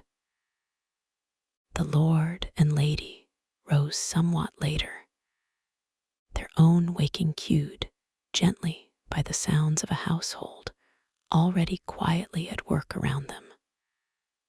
Footsteps in the corridor, the clatter of the kitchen coming back to life, voices beginning to rise, low and ordinary, from the rooms below. There was no single sharp moment of waking for the whole castle at once, but rather a slow, layered unfolding, each person waking in their own time, in their own rhythm, joining a day already gently underway. There is something worth carrying from this into your own morning, whenever it eventually arrives. That waking, like sleep itself, does not need to happen all at once, sharply, or on command. It can unfold slowly, gently, layer by layer, exactly the way it did inside these old stone walls, centuries before any alarm ever demanded otherwise. There is something else worth resting on for a moment. If you could stand, just for a moment, in the doorway of that great hall, deep in its quietest hour, you would see something surprisingly simple beneath all the history and stone and unfamiliar customs. Rows of tired bodies, breathing slowly, wrapped in whatever warmth they could gather, trusting the walls around them, trusting the watchman along the parapet, trusting the small, banked fire to hold its glow until morning. Nothing more complicated than that. Nothing less human than that, either. Every stone, every straw pallet, every curtained bed and murmured prayer we've wandered through tonight existed for exactly one shared purpose: to help tired people feel just safe enough, just warm enough, to finally let go of the day and rest. That purpose has never changed, not once, across every century since, all the way to tonight, all the way to you, wherever you happen to be resting right now. You don't need to hold onto any of this now. Let the straw beds and the rope frames and the watchman's slow calls through the dark. Let all of it soften now into a loose, warm impression rather than a list of facts to remember. There's no need to hold it tightly. Let your body settle again, here, now, in this moment. Let your breathing continue its slow, easy rhythm. Let your shoulders stay soft. Let your hands rest, heavy and unclenched, wherever they happen to be resting. The day is loosening its grip on you now. A little more, and a little more. Somewhere above you, whether you can see it tonight or not, the same old sky is turning quietly onward, exactly as it has for longer than any castle, any kingdom, any single human worry has ever lasted. It will keep turning long after tonight, steady and unbothered, holding space for you to rest completely within it. Your body already knows how to rest. Sleep well, and good night.